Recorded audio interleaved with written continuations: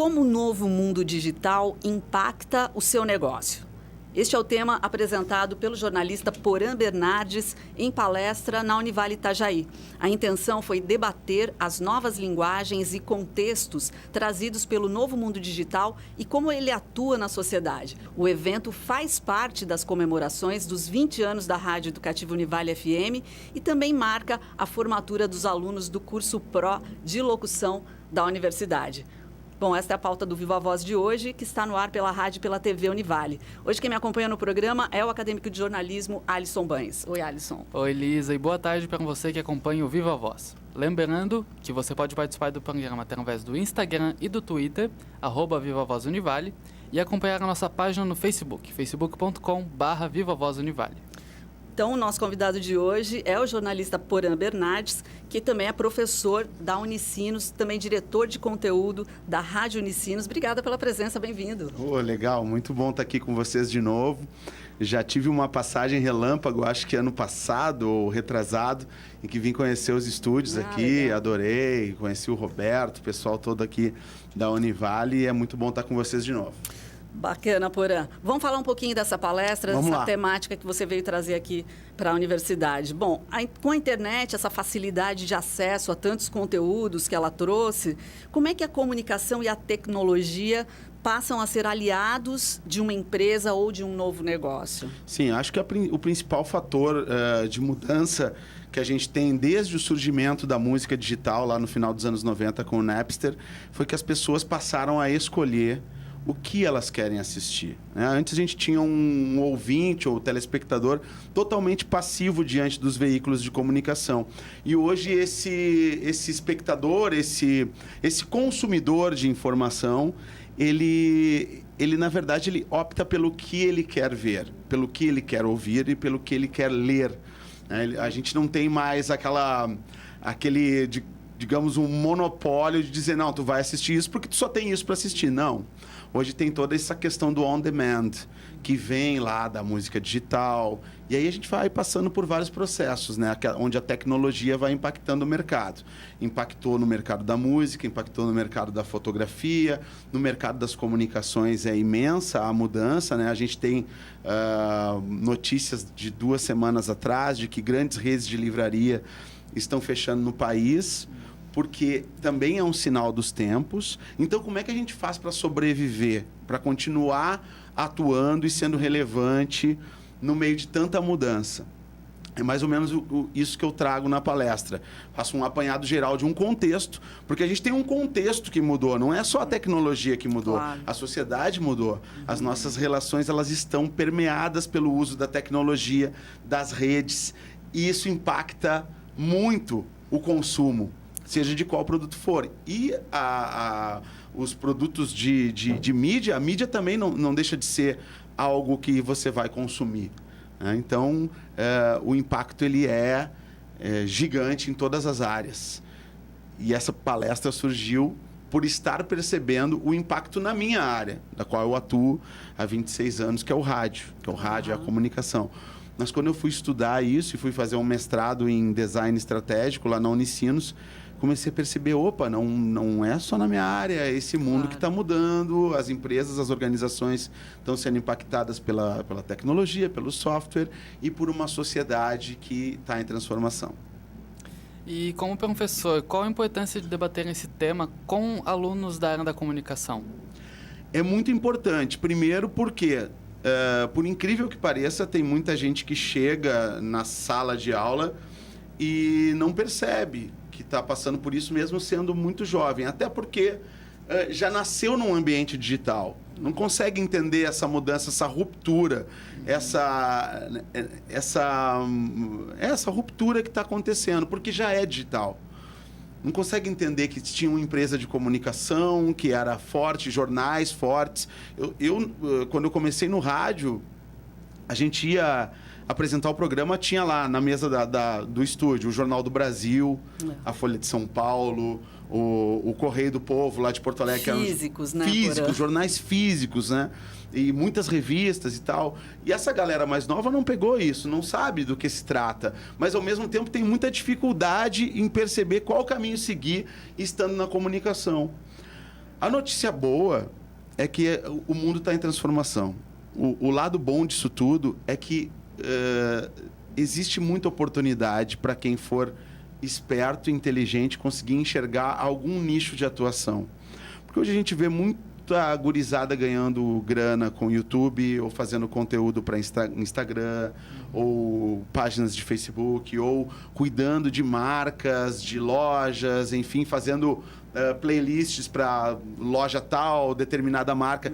Então, assim, ao mesmo tempo em que algumas portas se fecham, outras portas ou pequenas janelas hoje, elas começam a se abrir. E como é um mercado que está em transformação, talvez quem for mais esperto e estiver mais ligado na transformação que está ocorrendo vai conseguir enxergar uma oportunidade de se encaixar nesse novo mercado, nesse novo meio de comunicação que tem que ele é praticamente todo digital, né? Pegando carona nessa tua fala, então, na sua visão, quais foram os principais impactos, então, das ferramentas digitais na produção de conteúdos para a mídia em geral? Assim? As emissoras que conseguiram entender que precisava ter alguma plataforma que botasse o seu conteúdo nas redes, essas empresas e essas emissoras, elas cresceram. Elas conseguiram apostar e criar equipes que possam fazer esse digital. Quando a gente começou a fazer isso no Pretinho, na Atlântida, a gente fazia muito à la louca. A gente não tinha planejamento nenhum. A gente começou a fazer porque percebeu que existia uma possibilidade que tinha que ser feito. A gente tem que ter um blog. A gente tem que fazer vídeo. A gente tem que fazer, sei lá, playlist. A gente tem que disponibilizar o programa em podcasts. Então, assim, porque isso dá a possibilidade da tua marca alcançar mais gente. No começo, quando lá dentro do Pretinho, a gente tinha muito medo de que o nosso produto online fosse concorrer com o On-Air. Olha só. E muitas empresas de comunicação pensavam assim também. Que não bota isso no online, porque senão a gente vai perder a audiência On-Air. Quando se viu que não é nada disso. O conteúdo online, ele potencializa o teu conteúdo On-Air. Então, se houver um planejamento que faça com que o produto On-Air ele seja potencializado pelo online, aí a gente tem uma possibilidade de crescimento enorme. Porque rádio e internet, eles têm a mesma lógica, falando especificamente do rádio, né? Que é essa coisa do instantâneo, do ao vivo. Aconteceu, tá lá, eu não preciso deslocar uma equipe, eu mando um repórter. Hoje o cara faz um áudio com o telefone, manda para a produção e bota no ar, ou então entra ao vivo pelo telefone. O rádio tem essa facilidade também, que a internet tem essa lógica de instantaneidade. Perfeito. Então, hoje a gente fala do rádio nessa perspectiva de rádio expandido para a internet, para as redes. E aí as potencialidades são legais, são ótimas. Você já trabalha com rádio há 25 anos, né? 26 agora. 26? Fechou 26 em julho.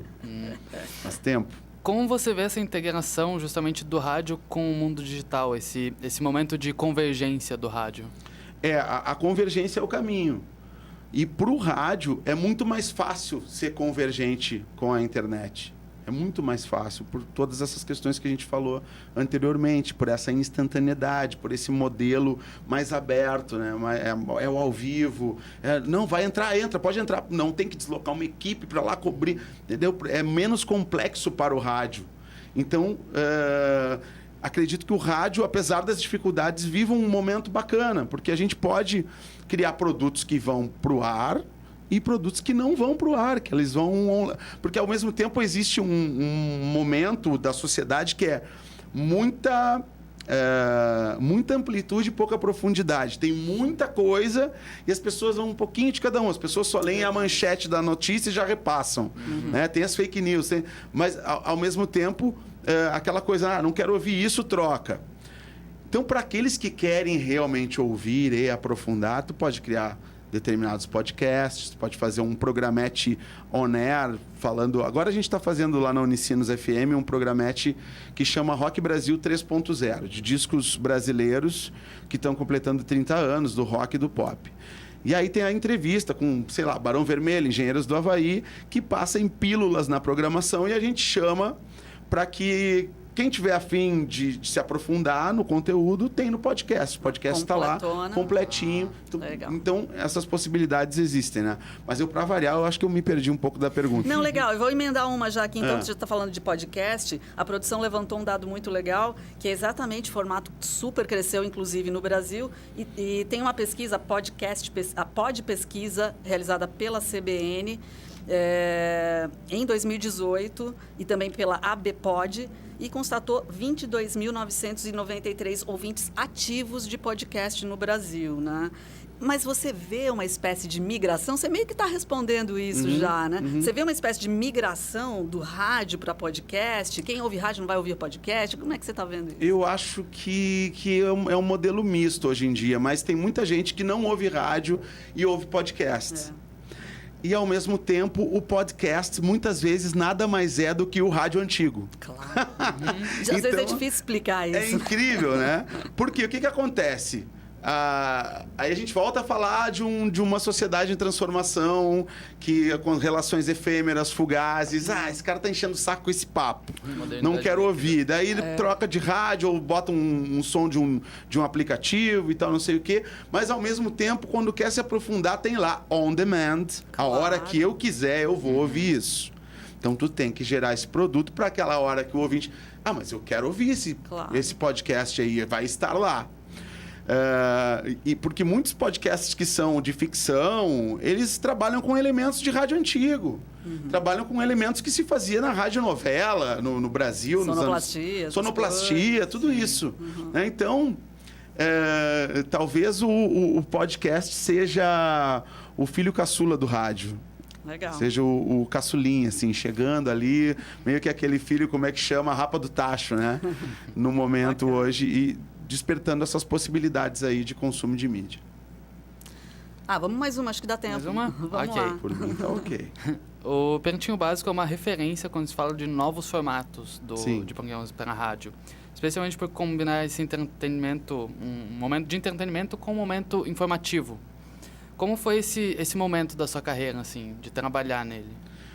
Foram 10 anos. Você ficou qual período lá? Eu fiquei 10 anos, de 2007, quando começou, até o ano passado. Tá. Então, eu acompanhei todo o nascimento, crescimento, e aí saí ano passado para tocar esse projeto da Unicinos, né?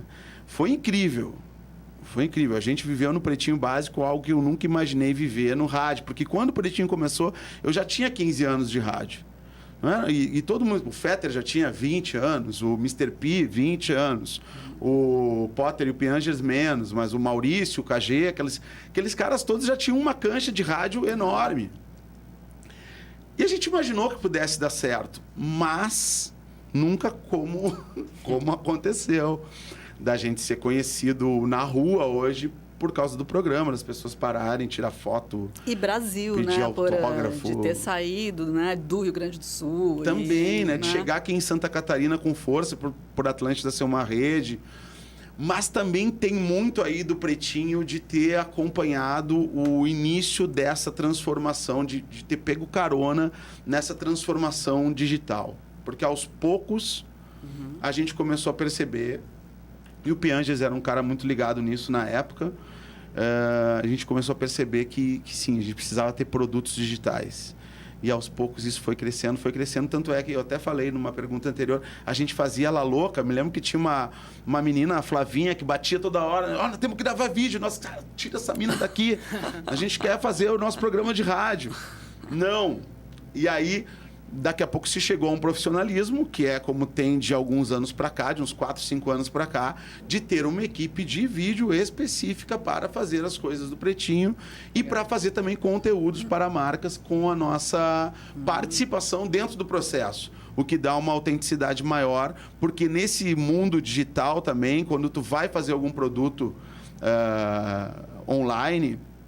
É importante que seja legítimo, que tenha alguma coisa que aquela pessoa que te ouve, te assiste, esteja vendo que tem uma ideia ali que foi concebida pelos caras que estão executando, no caso o Pretinho, e não por uma agência que veio e diz, Você fala no marketing mesmo. Exatamente. Legal. No processo de criação também de produtos comerciais. Então foi incrível. Eu tenho muito carinho pelo programa, muito carinho pela galera. Mas agora eu saí e não quero ficar visitando a namorada antiga, né? Legal. Porã, a gente vai fazer um intervalinho. Tá. Voltamos já com Beleza. Porã Bernardes.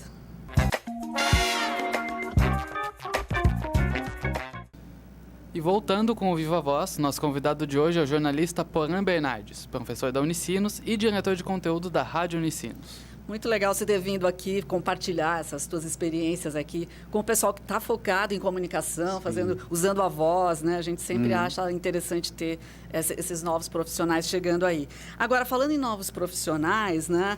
Como é que você vê a formação profissional? A gente estava falando ali da questão da produção multimídia, da convergência do rádio e tudo mais. Como é que você vê a formação desses profissionais que vão atuar com comunicação, tendo que adquirir tantas habilidades para poder atuar nessa produção, né?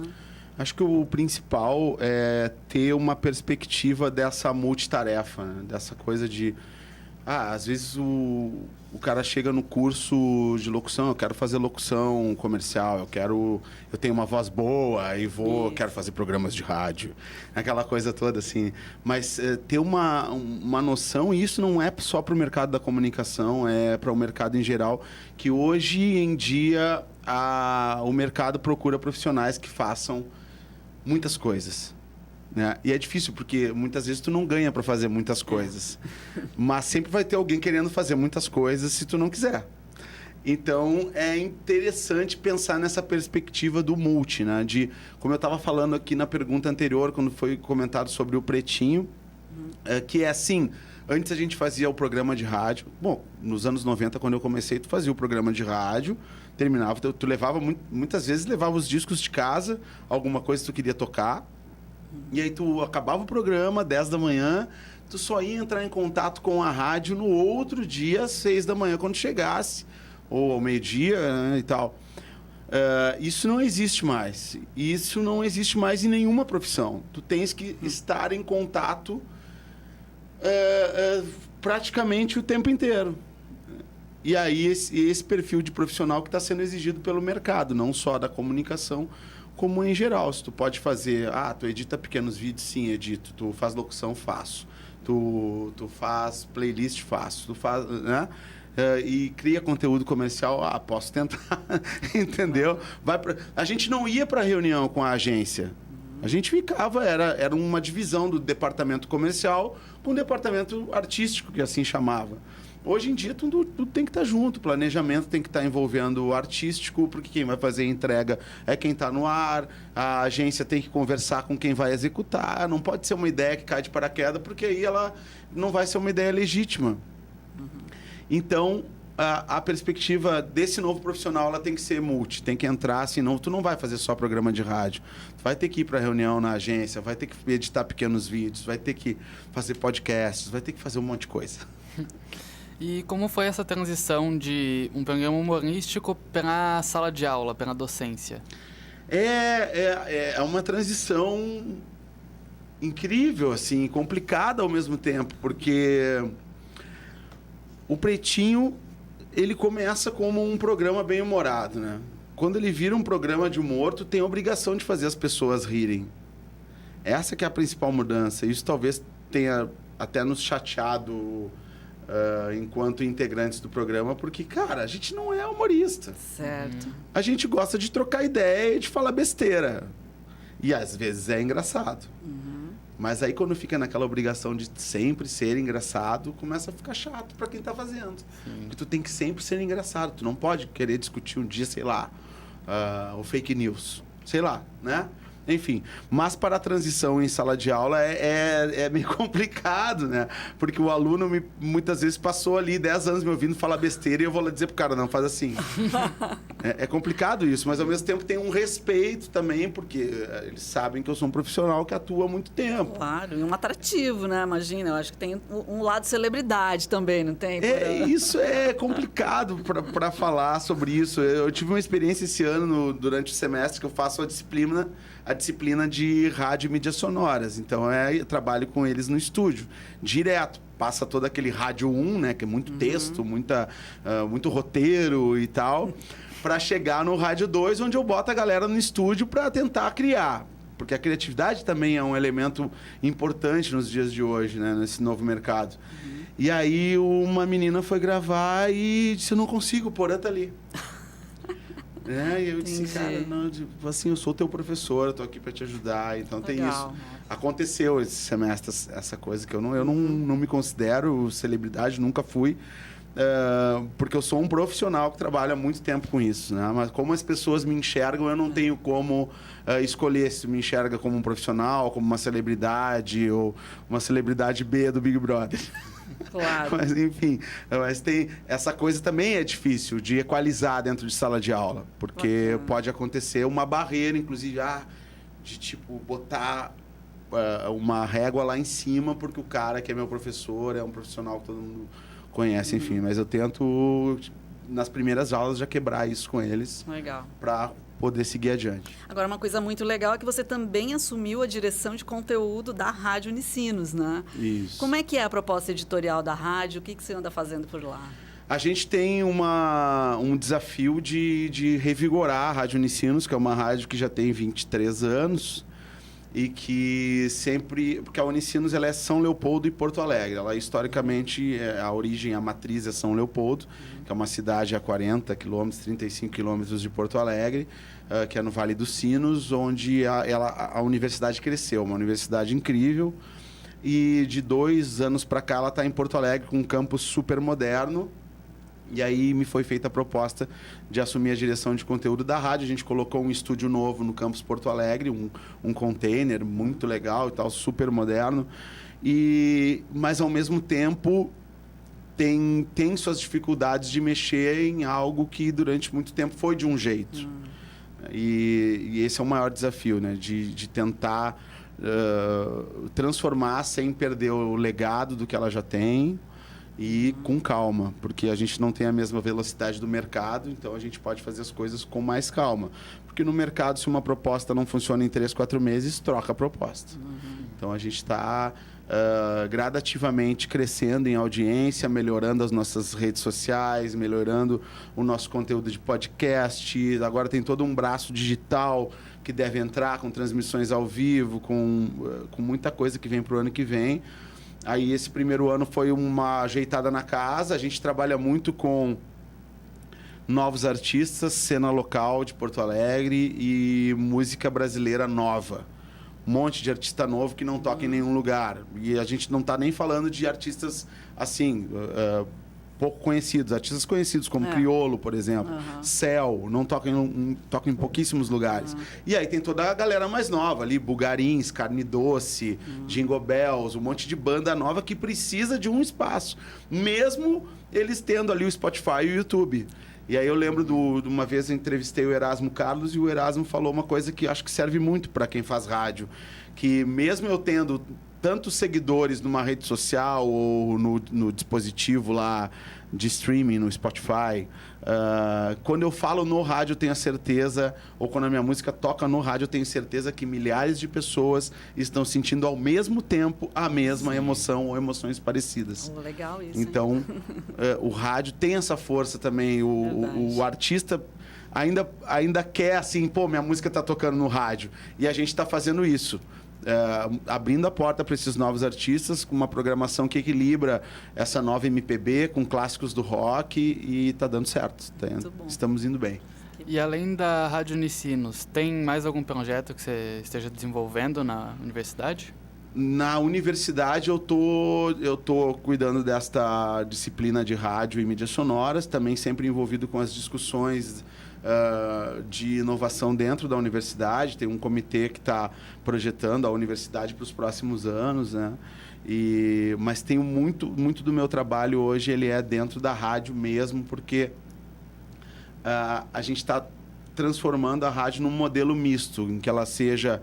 Ela vai continuar recebendo verba da universidade, mas a gente quer ser autossustentável, a gente quer ser uma alternativa de mercado. Então, eu também tenho muita reunião com possíveis clientes. Por ser educativo, a gente tem limitações de produtos para botar no ar, né? Então, eu passo muito tempo envolvido com questões de estratégia, de conteúdo e comerciais para a rádio. Assim, também. Já é trabalho bastante, que é bastante trabalho. Agora, voltando aí para os impactos do mundo digital, tema da sua palestra, em uma pesquisa feita pela Harvard Business Review, com 376 líderes de empresas estadunidenses, quase todos afirmaram que esperam uma grande pressão para o aumento na digitalidade nos negócios. Na sua opinião, ainda tem empresa que se recusa a transitar pelo ambiente digital? Como é que você vê isso? Tem empresa que se recusa e tem empresa que acha que não precisa mudar, assim como tem seres humanos que acham que não precisam mudar. Mas quem não mudar vai ser engolido pela mudança. E a gente tem exemplos clássicos, que inclusive na palestra eu dei, que é a indústria musical, a indústria da foto, a própria indústria de filmes, de DVDs e afins, né? Aí a gente tem o impacto no mercado imobiliário com o Airbnb, a gente tem um impacto no mercado de transporte com o Uber e outros aplicativos. Isso tudo só vai aumentar. Só vai aumentar. O software vai dominar muitas das atividades nos próximos anos. E muitas das atividades chatas e repetitivas para nós humanos. Então vai sobrar... Eu sou positivo nesse ponto. Acho que vai sobrar mais espaço para que nós, humanos, a gente consiga botar nossa criatividade para fora e, junto com a máquina e com a tecnologia, criar coisas incríveis. Não dá para dizer, não faço parte disso mais, né? Não tem como, não tem como. Tá muito não presente, tem como, porque daqui a gente não vai retroceder, mesmo que em alguns momentos a sociedade retroceda. Não estou falando de tecnologia, porque a tecnologia que chega, ela não retrocede. Mas a sociedade como um todo, muitas vezes, ela dá um passo para trás. Mas com essa perspectiva digital, a gente vai conviver daqui para frente. Isso não vai mudar mais. A gente vai continuar pegando carro por aplicativo, vão vir os carros autônomos, os carros elétricos, os carros voadores, a nova indústria 4.0. Então, assim, vai tudo mudar muito nos próximos anos e tem muitos empregos que vão existir no futuro que ainda não existem, que vão existir daqui a 2 anos e a gente nem sabe. Né? Então, na verdade, é uma transformação, inclusive, para o mercado de trabalho. Exato. Né? Porque tem muita gente criticando, porque vai haver perda de postos de trabalho, mas vão surgir outros, né? Acredito que sim. A gente tem que ser otimista, né? Porque se a gente não tiver esperança, não tem por que estar aqui. Mas sim, acredito que vai ter um momento de um impacto negativo, com certeza vamos passar por isso. Mas outras possibilidades virão e um outro mercado de trabalho onde o ser humano pode ser melhor aproveitado. Acho que sim. Acho que dá tempo de uma última pergunta, Alisson. Mais uma? Ok. E como você vê que quais os principais fatores que fazem uma empresa conseguir acompanhar essas mudanças nessas tecnologias para elas não ficarem para trás? Acho que o principal é tentar ser o mais flexível possível. Se fala muito em estar sempre em beta, né? Tipo, não está pronto, nós estamos aprontando, porque o mundo está nos dizendo isso, né? Está muito instável ainda, tá muito esse contexto novo, ele é complexo. Então, se eu ficar muito apegado a algo que eu acho que não, tem que ser assim, eu vou fazer do meu jeito. E não olhar para o todo de uma maneira mais sistêmica, mais aberta e tentar meios colaborativos de atuação, provavelmente essa empresa não exista no futuro. Tem que estar mais aberto, assim, né? Tem que estar mais transdisciplinar, tem que estar mais aberto a conversar com outras áreas, né? E o design faz muito isso, né? Essa perspectiva o design me trouxe de tipo, a solução para o meu problema pode não estar onde eu estou procurando. Eu tenho que olhar no outro lado, tenho que olhar para outra, né? Olhar nessa visão de cima, essa visão sistêmica. Então, eu acredito que essa seja a principal característica. E usar da criatividade dos seus melhores funcionários. Porque eles, muitas vezes, vão ter o start para um novo caminho. Né? Gente, o papo está ótimo, mas a gente vai ter que encerrar o nosso programa por aqui. Que pena. Agradecendo, claro, a presença do jornalista Porã Bernardes, professor da Unicinos, diretor de conteúdo da Rádio Unicinos. Obrigada, Porã. Muito legal conversar com você. Eu que agradeço. Eu adorei Na próxima me convidem de novo. Então tá bom. Valeu, obrigado. E a gente continua também ainda no Instagram e no Twitter, no @VivaVozUnivale e no Facebook, facebook.com/VivaVozUnivale. Continua lá, a gente tá só interagir. Tchau. Tchau, tchau. Tchau, tchau.